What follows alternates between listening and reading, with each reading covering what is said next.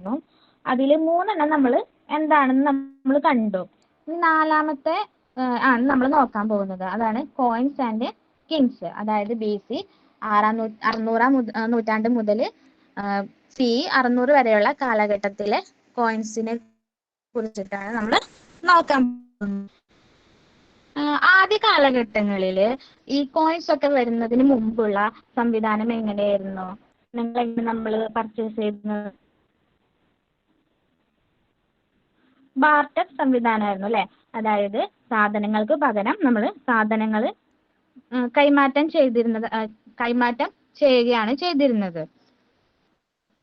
അതിനുശേഷം നാണയങ്ങൾ കടന്നു വരാനായിട്ട് തുടങ്ങി. അങ്ങനെ ഈ നാണയങ്ങളുടെ കടവരവ് ഇതിനെ വളരെ എളുപ്പമുള്ളതാക്കി മാറ്റി. ആദ്യമായി പഞ്ച് മാർക്കഡ് കോയിൻസ് ആണ് ഉപയോഗിച്ചിരുന്നത്. അത് കോപ്പർ കൊണ്ടും അതുപോലെ സിൽവർ കൊണ്ടൊക്കെ പഞ്ച് മാർക്കഡ് കോയിൻസ് ഒക്കെ ഉപയോഗിക്കാനായിട്ട് തുടങ്ങി. ഈ വ്യാപാര സമ്പന്നമായിട്ടുള്ള കാര്യങ്ങളൊക്കെ അറിയുന്നതിന് വേണ്ടിയിട്ടാണ് നാണയശാസ്ത്രജ്ഞർ, അതായത് ന്യൂമിസ്മാറ്റിസ്റ്റുകൾ, ഈ നാണയങ്ങളെ കുറിച്ചിട്ടൊക്കെ പഠിക്കാനായിട്ട് ശ്രമിച്ചത്. ആദ്യമായി ഈ കോയിൻസ്, അതായത് ഈ പഞ്ച് മാർക്കഡ് കോയിൻസ് പുറത്തിറക്കിയത് രാജാക്കന്മാരാണെന്ന് ഈ സ്കോളേഴ്സ് കണ്ടെത്തി. അവരെ കൂടാതെ മെർച്ചൻസ്, അതുപോലെ തന്നെ ബാങ്കേഴ്സ്, അതുപോലെ ടൗൺസ്മാനുകളൊക്കെ ഈ പഞ്ച് മാർക്കഡ് കോയിൻസ് ഒക്കെ ഇറക്കിയിരുന്നു.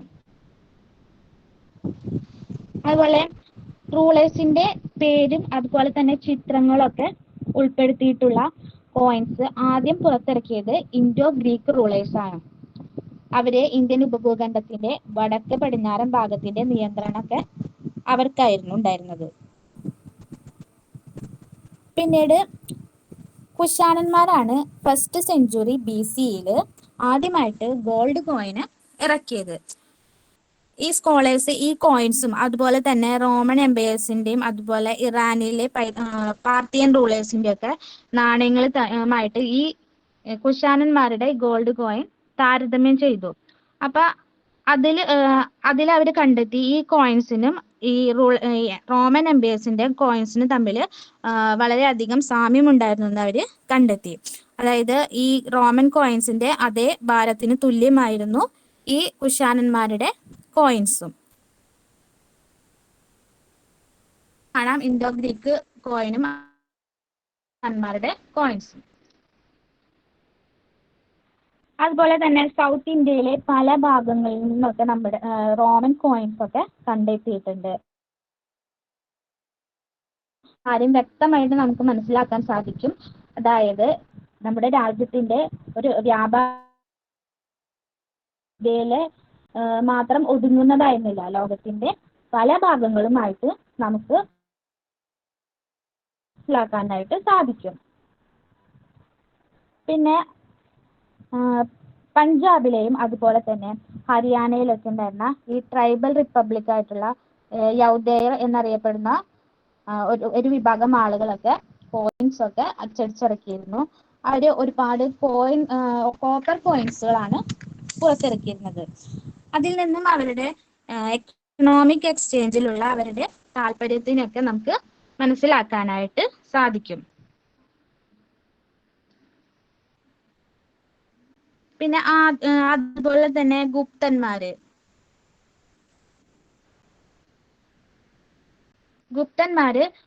ഗോൾഡ് കോയിൻസ് ഒക്കെ ഇറക്കിയിരുന്നു. അവയുടെ പരിശുദ്ധി കൊണ്ട് തന്നെ ഈ കോയിൻസ് വളരെയധികം പ്രസിദ്ധമായിരുന്നു. അവരുടെ കോയിൻ എന്ന് പറയുന്നത് വളരെ പ്യുവർ ഗോൾഡ് കൊണ്ടുള്ളതായിരുന്നു.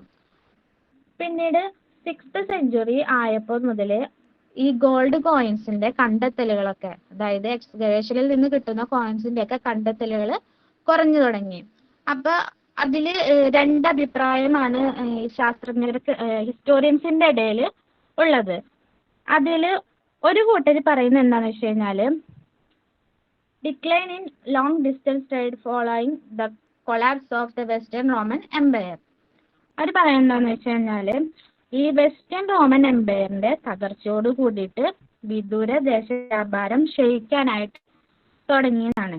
അത് ഇതിൽ നിന്നും നേട്ടം ഉണ്ടാക്കിയിട്ടുള്ള പ്രദേശങ്ങൾ, അതായത് ഈ റോമൻ എംപയറായിട്ട് നേട്ടമുള്ള പ്രദേശങ്ങളുമായിട്ടുള്ള പ്രദേശങ്ങളുടെയൊക്കെ അഭിവൃദ്ധിനെ ബാധിച്ചു എന്നാണ് അവർ പറയുന്നത്. പിന്നെ രണ്ടാമത്തെ കൂട്ടര് പറയുന്നത് എന്താണെന്ന് വെച്ച് കഴിഞ്ഞാൽ emergence of new towns and network of the trade. പുതിയ നഗരങ്ങളും ഇപ്പോൾ നിലവിലുണ്ടായിരുന്ന നഗരങ്ങളും പ്രദേശങ്ങളുമായിട്ടുള്ള ട്രേഡ് കൂടാതെ പല പുതിയ നഗരങ്ങളും അതുപോലെ തന്നെ വ്യാപാര ശൃംഖലകളൊക്കെ ഇതേ കാലഘട്ടത്തിൽ ഡെവലപ്പ് ചെയ്ത് വന്നു എന്നാണ് പറയുന്നത്. പിന്നെ അതുപോലെ തന്നെ അവർ പറയുന്ന കാര്യമാണ് ഈ ഒരു പറയുന്ന കാര്യമാണ് ആ കാലയളവിൽ നാണയം കണ്ടെത്തിയ നാണയങ്ങളിൽ പല ടെക്സ്റ്റിലും അതുപോലെ ഇൻസ്ക്രിപ്ഷനൊക്കെ സൂചിപ്പിക്കുന്ന അവർ ചൂണ്ടിക്കാട്ടി. പിന്നെ അവരുടെ മറ്റൊരു വ്യൂ ആണ് നാണയങ്ങൾ ഒരിടത്ത് ശേഖരിച്ച് വെക്കുന്നതിന് പകരം അവരത് വിനിമയം ചെയ്തത് കൊണ്ടായിരിക്കാം ഈ കുറവിന്, ഈ 6ാമത്തെ നൂറ്റാണ്ടിൽ വന്ന ഈ നാണയങ്ങളുടെ കുറവിന് കാരണമെന്നാണ് അവർ അഭിപ്രായപ്പെടുന്നത്. അങ്ങനെ ഇത്തരത്തിൽ 2 വ്യത്യസ്ത അഭിപ്രായങ്ങളാണ് ആ കാലഘട്ടത്തിൽ നാണയങ്ങളുടെ ഉപയോഗം കുറയാൻ കാരണമെന്ന് ചരിത്രകാരന്മാർ കണ്ടെത്തിയിരിക്കുന്നത്. അപ്പോൾ ഈ നമ്മൾ പറഞ്ഞ ട്രേഡ് ആൻഡ് ടൗൺസിലുള്ള 4ാമത്തെ പോയിന്റ് കഴിഞ്ഞു കേട്ടോ. ഇനി നെക്സ്റ്റ് ആണ് ബാക്ക് ടു ബേസിക്, അതായത് ഹൗ ആർ ഇൻസ്ക്രിപ്ഷൻ ഡെസിഫേർഡ്, അതായത് എങ്ങനെയാണ് ശിലാശാസനങ്ങളിൽ എഴുതിയിരിക്കുന്നത് വായിക്കുന്നത് എന്നാണ് ഈ ഭാഗത്തിൽ പറയുന്നത്. നമുക്കറിയാം, നമ്മൾ ശിലാശാസനങ്ങളിൽ പറഞ്ഞിട്ടുള്ള കുറച്ച് കാര്യങ്ങൾ നമ്മൾ ഈ ചാപ്റ്ററിൽ പറഞ്ഞു. ഇനി നമുക്ക് ഇത് ഓരോ ചരിത്രകാരന്മാരും ഈ ഇൻസ്ക്രിപ്ഷനുകൾ എങ്ങനെയാണ് വായിക്കുന്നതെന്ന് നമുക്ക് നോക്കാം. ആദ്യം നമുക്ക് ഡെസിഫറിംഗ് ബ്രാഹ്മി ലിപി എങ്ങനെയാണ് വായിക്കുന്നതെന്ന് നോക്കാം. Most scripts used to write modern Indian language are derived from Brahmi. അതായത് മോഡേൺ ഇന്ത്യൻ ലാംഗ്വേജുകളായിട്ടുള്ള പല ഭാഷകളും പല സ്ക്രിപ്റ്റുകളും എഴുതാനായിട്ട് ഉപയോഗിച്ചിരുന്നത് ബ്രാഹ്മി സ്ക്രിപ്റ്റിൽ നിന്നാണ്. അതുപോലെ അശോക ചക്രവർത്തിയുടെ പല ഇൻസ്ക്രിപ്ഷൻ അല്ല, എല്ലാ ഇൻസ്ക്രിപ്ഷനുകളും ബ്രാഹ്മിയിലാണ് എഴുതിയിട്ടുള്ളത്. അതുപോലെ many attempts have been made by European scholars with the help of Indian scholars to decipher Brahmi script. അതായത് യൂറോപ്യൻ സ്കോളേഴ്സ് ഇന്ത്യൻ സഹായത്തോടു കൂടി ബ്രാഹ്മി സ്ക്രിപ്റ്റ് വായിച്ച് നടത്തിയിട്ടുണ്ട്. പിന്നീട് ആദ്യകാലത്തെ ഇൻസ്ക്രിപ്ഷൻ എന്ന് പറയുന്നത് സംസ്കൃതത്തിലാണ് എഴുതിയിരിക്കുന്നത്, പ്രാകൃതത്തിലാണ് എഴുതിയിരുന്നത്. After years of painstaking investigation by several epigraphists, that James Prinsep was able to decipher Brahmi in 1838. അതായത് ഒരുപാട് നാളത്തെ ഈ എപ്പിഗ്രാഫിസ്റ്റുകളുടെ ഒരുപാട് നാളത്തെ ശ്രമങ്ങൾക്കൊടുവിൽ 1838 ജെയിംസ് പ്രിൻസപ്പ് അശോക ശാസനങ്ങളിലെ ബ്രാഹ്മി സ്ക്രിപ്റ്റ് വായിച്ചെടുക്കുന്നതിൽ വിജയിച്ചു. ഈ ചിത്രത്തിൽ കാണുന്ന ഒരു ബ്രാഹ്മി സ്ക്രിപ്റ്റിലേക്കുള്ള ഒരു അശോക ഇൻസ്ക്രിപ്ഷൻ ആണിത്. ഇനി ഖരോഷ്ടി ലിപി എങ്ങനെയാണ് വായിച്ചെടുക്കുന്നതെന്ന് നോക്കാം. The inscription in north west were in Kharosthi. North west ഭാഗങ്ങളിലെ ഇൻസ്ക്രിപ്ഷൻ എന്ന് പറയുന്നത് ഖരോഷ്ടി സ്ക്രിപ്റ്റിലാണ് എഴുതിയിരിക്കുന്നത്. Coins of Indo-Greek king who ruled over the area were found. It was much helpful to decipher the script. അതായത് ഇൻഡോ ഗ്രീക്ക് റൂളേഴ്സ് ആയിരുന്നു ഈ north west ഭാഗങ്ങളിൽ ഭരിച്ചിരുന്നത്. അവരുടെ കോയിൻസ് കണ്ടെത്തിയതോടെ ഈ ഖരോഷ്ടി ലിപി വായിച്ചെടുക്കാനായിട്ട് വളരെയധികം സഹായിച്ചു. അങ്ങനെ ഈ നാണയങ്ങളുടെ പ്രത്യേകത എന്ന് പറയുന്നത് these coins contain the name of kings. The name were written in Greek and Ghoroshti script. അതായത് ഈ നാണയങ്ങളിൽ ഈ റൂളേഴ്സിന്റെ ആ കാലഘട്ടത്തെ റൂളേഴ്സ് ഉണ്ടായിരുന്നു. അതിൽ തന്നെ ഖരോഷ്ടി സ്ക്രിപ്റ്റുമാണ് എഴുതിയിരുന്നത്. അങ്ങനെ ഇത് സ്കോളേഴ്സിനെയൊക്കെ അത് ഖരോഷ്ടി ലിപിയുമായിട്ട് താരതമ്യം ചെയ്യാനൊക്കെ സഹായിക്കും. അപ്പോളോഡോട്ടസിന്റെ ഒരു കോയിൻ ആണിത്. അതില് അദ്ദേഹത്തിന്റെ പേര് ഗ്രീക്കിലും അതുപോലെ തന്നെ ആദ്യത്തെ ഭാഗത്ത് ഗ്രീക്കിലും മറ്റേ ഭാഗത്ത് നെക്സ്റ്റ് സൈഡില് അതിന്റെ പേര് ഖരോഷ്ടി ലിപിയിലും എഴുതിയിരിക്കുന്നത് കാണാനായിട്ട് സാധിക്കും. പിന്നെ ആ ടേബിളിൽ കൊടുത്തിരിക്കുന്നത് എന്താണെന്ന് വെച്ച് കഴിഞ്ഞാല് ഖരോഷ്ടി ലിപി ഗ്രീക്കിൽ എങ്ങനെയാണ് എഴുതിയിരിക്കുന്നത് എന്നുള്ള കാണിക്കുന്ന ടേബിൾ ആണത്. Next slide.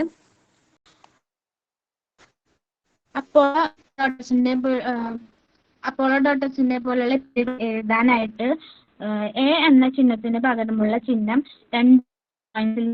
കണ്ടെത്താനായിട്ട് ഹിസ്റ്റോറിയൻസിനെ ന്യൂമിസ്മാറ്റിസ്റ്റിനൊക്കെ സഹായിച്ചു. James Prinsep identified the language of the Kharosthi inscription as പ്രാകൃതം.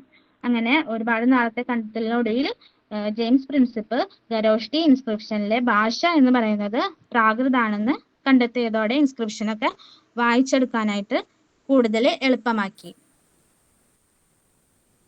അപ്പൊ ഇത്രയും കാര്യങ്ങളാണ് ഈ എങ്ങനെയാണ് ഇൻസ്ക്രിപ്ഷൻസ് വായിച്ചെടുക്കുന്നത്. അത് ഖരോഷ്ടി ലിപിയും അതുപോലെ തന്നെ ബ്രാഹ്മി സ്ക്രിപ്റ്റ് ഒക്കെ എങ്ങനെയാണ് ഹിസ്റ്റോറിയൻസ് വായിച്ചെടുത്തതെന്ന് പറയുന്ന ഭാഗമാണ് ഇപ്പോൾ നമ്മൾ കണ്ടത്.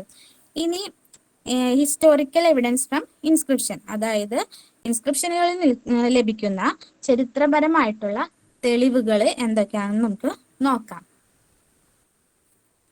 Epigraphists and historians resort to several methods to understand inscription.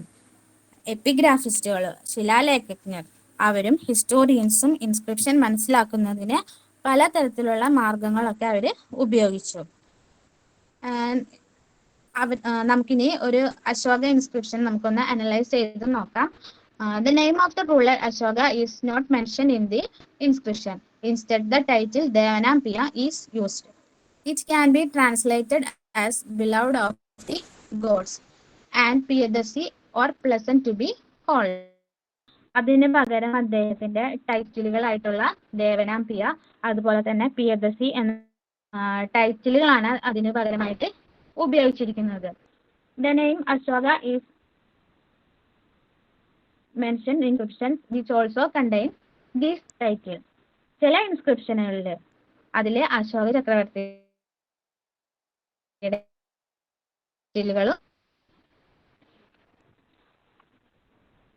അതിൽ നിന്ന് നമുക്ക് ഈ രണ്ട് ടൈറ്റിലുകളിലും അറിയപ്പെടുന്നത് അശോക ചക്രവർത്തി ആണെന്ന് അവര്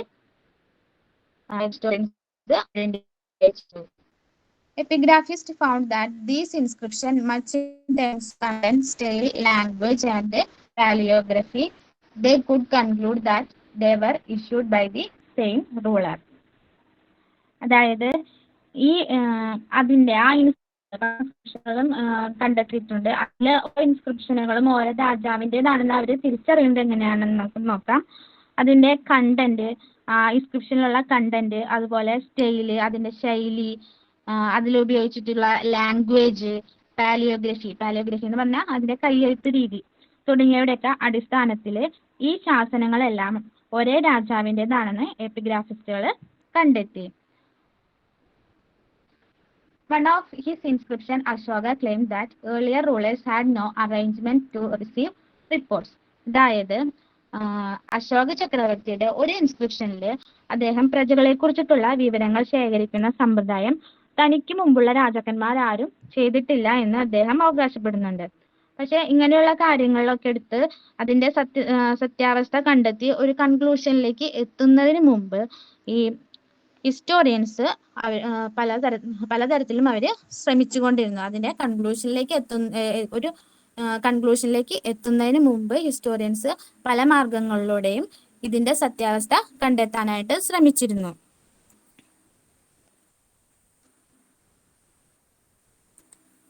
Historians face some other problems. King's orders were inscribed on natural rocks, rocks near the cities or routes of communication. Is it meant that the passers-by have to stop or read this?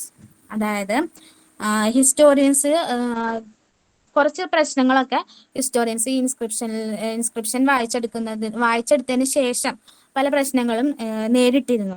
അതായത് കിങ്ങിന്റെ orders ഒക്കെ ആദ്യം ശിലകളിലും അതുപോലെ തന്നെ communication റൂട്ടുകളിലൊക്കെയാണ് കൊത്തിവെച്ചിരുന്നത് എങ്കിൽ അതുവഴി യാത്ര ചെയ്തിട്ടുള്ള ആളുകൾ അത് അവിടെ നിന്ന് ഈ ഇൻസ്ക്രിപ്ഷനുകളൊക്കെ വായിച്ചെടുക്കാനായിട്ട് ശ്രമിച്ചിരുന്നോ? അതുപോലെ തന്നെ ചില ആളുകളൊക്കെ നിരക്ഷരരായിരിക്കാം അല്ലെ, എല്ലാവർക്കും ഒരുപോലെ വിദ്യാഭ്യാസം ലഭിച്ചിരുന്നിരിക്കില്ല. അപ്പോ അങ്ങനെ വായിക്കാൻ കഴിയാത്ത ആളുകൾക്കൊക്കെ അതൊക്കെ മനസ്സിലാകുമായിരുന്നോ? അതുപോലെ തന്നെ പ്രാകൃത ഭാഷ, രാജ്യത്ത് എല്ലാവർക്കും പ്രാകൃത ഭാഷ അറിയണമെന്നില്ല. നമുക്കറിയാം ഇന്ത്യയിൽ ഒരുപാട് ലാംഗ്വേജുകൾ ഉണ്ട്, അതുപോലെ തന്നെ ഒരുപാട് കൾച്ചർ ഉണ്ട്, റിലീജിയൻ ഉണ്ട്. അതുപോലെ അത് എല്ലായിടത്തും ഒരുപോലെ അല്ലല്ലോ. അപ്പൊ അതുപോലെ ഭാഷ എന്ന് പറയുന്നത് എല്ലാവർക്കും മനസ്സിലാകാനായിട്ട് സാധിക്കുമോ എന്നൊക്കെ തുടങ്ങിയിട്ടുള്ള ചോദ്യങ്ങൾക്കൊന്നും ഈ ഹിസ്റ്റോറിയൻസിന് ഉത്തരം കണ്ടെത്താനായിട്ട് സാധിച്ചിട്ടില്ല.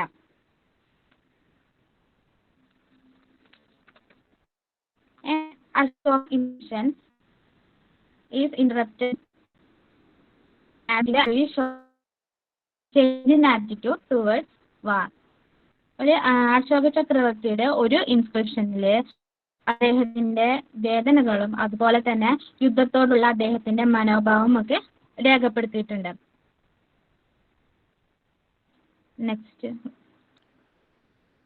the problem became more complicated when we move beyond reading the inscription at the face value.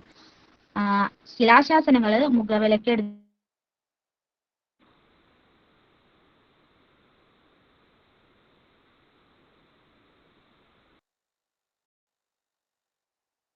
Paper വായിക്കുന്നതായാലും അത് കേൾക്കുമ്പോൾ നമ്മൾ അതിനപ്പുറം എന്തൊക്കെ സംഭവിച്ചിരിക്കാമെന്ന് നമ്മൾ ചിന്തിക്കൂലേ. അതുപോലെ ഹിസ്റ്റോറിയൻസ് ഈ ഇൻസ്ക്രിപ്ഷനുകളൊക്കെ വായിച്ചെടുക്കുമ്പോൾ എന്തൊക്കെ കാര്യങ്ങൾ അതിൽ ഉൾപ്പെട്ടിരിക്കാമെന്ന് അവര് ചിന്തിച്ചിരിക്കും. അപ്പൊ എടുത്ത് നോക്കുമ്പോൾ അവർക്ക് ശരിക്കുമുള്ള അതിന്റെ ഒരു ക്ലിയർ ആയിട്ടുള്ള ഒരു പിക്ചർ അവർക്ക് കിട്ടില്ല. അതാണ് ഈ ശിലാശാസനങ്ങൾ മുഖവിലയ്ക്ക് എടുത്ത് വായിക്കുമ്പോൾ പ്രശ്നങ്ങൾ കൂടുതൽ സങ്കീർണമാകുന്നു എന്ന് പറയുന്നത്. Among the Ashoka inscription in present-day Orissa, the one depicting his anguish is missing. ഇന്നത്തെ ഒറീസയിലെ കണ്ടെത്തിയിട്ടുള്ള ഒരു അശോകൻ ഇൻസ്ക്രിപ്ഷനിൽ അദ്ദേഹത്തിന്റെ ഒറീസയിലെ അശോകൻ ഇൻസ്ക്രിപ്ഷനുകളിൽ അദ്ദേഹത്തിന്റെ വ്യസനങ്ങൾ ചിത്രീകരിച്ചിരിക്കുന്ന ഇൻസ്ക്രിപ്ഷനുകളൊന്നും കാണാനില്ല. അത് ചിലപ്പോ ആരെങ്കിലും ആ സമയത്ത് അശോക ചക്രവർത്തി കലിംഗ വാർ ഒരു യുദ്ധം നടത്തിയിരുന്നു, കലിംഗ വാർ. അപ്പൊ ആ യുദ്ധത്തില് അവിടുത്തെ ജനങ്ങൾക്കുണ്ടായിരുന്ന മനോവിഷമം കാരണം അവർക്ക് ചിലപ്പോൾ ആ യുദ്ധത്തോട് എതിർപ്പുണ്ടായിരുന്നിരിക്കാം. അപ്പൊ അങ്ങനെ എതിർപ്പ് വരുമ്പോ ആ ജനങ്ങൾ അത് ചിലപ്പോൾ അവിടുന്ന് മാറ്റിയതായിരിക്കാം, അല്ലെങ്കിൽ ചിലപ്പോൾ ഏതെങ്കിലും റൂളേഴ്സ് അങ്ങനെയുള്ള ഇൻസ്ക്രിപ്ഷനുകളൊക്കെ മാറ്റിയതായിരിക്കാം എന്നാണ് പറയുന്നത്. ഇത്തരം കാര്യങ്ങളാണ് ഹിസ്റ്റോറിക്കൽ എവിഡൻസ് ഫ്രം ഇൻസ്ക്രിപ്ഷൻ. അത് അശോക ചക്രവർത്തിയുടെ ഇൻസ്ക്രിപ്ഷനുകൾ പഠിച്ചിട്ട് ഈ ഹിസ്റ്റോറിയൻസ് കണ്ടെത്തിയിട്ടുള്ളത്. ഇത്തരം കാര്യങ്ങൾ ക്ലിയർ ആണോ? ഓക്കെ, ഇനി നമുക്ക് നെക്സ്റ്റ് നോക്കാം. നമ്മൾ പറഞ്ഞു ഇൻസ്ക്രിപ്ഷൻസ് എന്ന് പറയുന്നത് ഏൻഷ്യന്റ് ഇന്ത്യയുടെ ചരിത്രത്തിനെ കുറിച്ചിട്ട് അറിയാനായിട്ട് ഉപയോഗിക്കുന്ന ഇമ്പോർട്ടന്റ് ആയിട്ടുള്ള ഒരു സോഴ്സ് ആണ് ഇൻസ്ക്രിപ്ഷൻ എന്ന് പറയുന്നത്. പക്ഷെ അതിൻ്റെതായിട്ടുള്ള പല അത് നമുക്ക് എന്തൊക്കെയാണെന്ന് നോക്കാം. ഒന്നാമത്തെയാണ് ടെക്നിക്കൽ ഇൻ ക്യാരക്ടർ, അതായത് സാങ്കേതികമായിട്ടുള്ള സ്വഭാവം. ചിലപ്പോൾ അതിലത്തെ ഇൻസ്ക്രിപ്ഷൻ എന്ന് പറയുന്നത് വളരെയധികം കാലപ്പഴക്കം ഉണ്ട് അല്ലെ. അപ്പൊ ഈ ഇൻസ്ക്രിപ്ഷനുകളിലെ പല അക്ഷരങ്ങളൊന്നും വ്യക്തമായിട്ടൊന്നും കൊത്തിവെച്ചിട്ടുണ്ടായിരിക്കില്ല. അതുകൊണ്ട് അതിനെ പൂർണ്ണമായിട്ട് നമുക്കത് വായിച്ചെടുക്കാനായിട്ട് സാധിക്കില്ല. രണ്ടാമത്തെ പോയിന്റിൽ നമുക്ക് ചിലപ്പോൾ കിട്ടിയ ഇൻസ്ക്രിപ്ഷനുകളൊക്കെ നമുക്ക് കേടായിട്ടുണ്ടായിരിക്കാം, കാലപ്പഴക്കം ഉണ്ടല്ലോ, അപ്പൊ അത് കേടായിട്ടുള്ളതായിരിക്കാം. അപ്പൊ അതിൽ ചില അക്ഷരങ്ങളൊന്നും കാണാൻ പറ്റാതെ വരും, മാഞ്ഞു പോയിട്ടുണ്ടായിരിക്കും. അത് ഇൻസ്ക്രിപ്ഷനൊക്കെ ശരിയായ രീതിയിൽ വായിക്കാനായിട്ട് പറ്റാതെ വരും. പിന്നെ അടുത്ത പോയിന്റിൽ ചിലപ്പോൾ ഈ ഹിസ്റ്റോറിയൻസിൽ നിന്നും എപ്പിഗ്രാഫിസ്റ്റുകൾക്കും ഇൻസ്ക്രിപ്ഷനിൽ ഉപയോഗിച്ചിരിക്കുന്ന പദങ്ങളുടെ കൃത്യമായിട്ടുള്ള അർത്ഥം മനസ്സിലാക്കാനായിട്ട് സാധിക്കില്ല. കൂടാതെ ഒരുപാട് ലിഖിതങ്ങൾ ഇൻസ്ക്രിപ്ഷൻസ് ഒക്കെ നമ്മൾ കണ്ടെത്തിയിട്ടുണ്ടെങ്കിലും ഇനിയും ഒരുപാട് ഇൻസ്ക്രിപ്ഷൻസുകളൊക്കെ കണ്ടെത്താനുണ്ട്. നമുക്കിപ്പോൾ ലഭ്യമായിട്ടുള്ള ഇൻസ്ക്രിപ്ഷൻ എന്ന് പറയുന്നത് വളരെ ഒരു കുറച്ച് ഭാഗം മാത്രമാണ്. ഇനിയും ഒരുപാട് ഇൻസ്ക്രിപ്ഷനുകൾ കണ്ടെത്താനുണ്ടെന്നാണ് ചരിത്രകാരന്മാര് പറയുന്നത്. There are many things which we consider important politically or economically. അതായത് പൊളിറ്റിക്കലി അല്ലെങ്കിൽ എക്കണോമിക്കലി ആയിട്ടുള്ള ഇമ്പോർട്ടൻ്റ് ആയിട്ടുള്ള പല കാര്യങ്ങളുമുണ്ട്. അതൊന്നും ഇൻസ്ക്രിപ്ഷനുകളിൽ എഴുതി വെച്ചിട്ടുണ്ടായിരിക്കില്ല. പിന്നെ അതുപോലെ നെക്സ്റ്റ് പറയുന്നതാണ് day to day agricultural practices or joys and sorrows of the people in daily life do not find mention in inscription. അതായത് ദൈനംദിന കാർഷിക രീതികളും അതുപോലെ തന്നെ ജനങ്ങളുടെ സന്തോഷം ഇൻസ്ക്രിപ്ഷനുകൾ പ്രധാനമായിട്ടും അതിൽ കൊത്തിവെച്ചിരിക്കുന്നത് എന്താണെന്ന് വെച്ച് കഴിഞ്ഞാൽ ഗ്രാൻഡ് കാര്യങ്ങളും സംഭവങ്ങളൊക്കെ ആയിരിക്കും. പിന്നെ നെക്സ്റ്റ് പോയിന്റ് ആണ് invariably project the viewpoint of the person who commissioned it. അത് പറഞ്ഞ കണ്ടന്റ് അതായത് ഇൻസ്ക്രിപ്ഷനിൽ എന്താണ് പറഞ്ഞിരിക്കുന്നത് എന്ന് അത് കമ്മീഷൻ ചെയ്യുന്ന വ്യക്തിയുടെ കാഴ്ചപ്പാടിനെ അടിസ്ഥാനമായിട്ടായിരിക്കും അത് അവതരിപ്പിക്കാം. അതായത് അത് നമ്മളിപ്പോൾ ഒരു ബുക്ക് വായിക്കുമ്പോൾ അത് നമ്മൾ മനസ്സിലാക്കുന്നത് പോലെ ആയിരിക്കും അത് നമ്മൾ മനസ്സിലാക്കുന്നത് പോലെ ആയിരിക്കും അതിനെ നമ്മൾ അവതരിപ്പിക്കുക. അതുപോലെ തന്നെ ഈ ഇൻസ്ക്രിപ്ഷൻസ് വായിച്ചെടുക്കുന്ന വ്യക്തിയുടെ കാഴ്ചപ്പാട് അനുസരിച്ചായിരിക്കും ഈ ഇൻസ്ക്രിപ്ഷനിൽ പറയുന്ന കാര്യങ്ങളൊക്കെ അവതരിപ്പിക്കുക. ഇങ്ങനെ ഇൻസ്ക്രിപ്ഷൻ വഴി ലഭിക്കുന്ന തെളിവുകൾക്ക് പരിമിതികൾ വളരെ അധികമുണ്ട്. എന്നാലും ഓരോ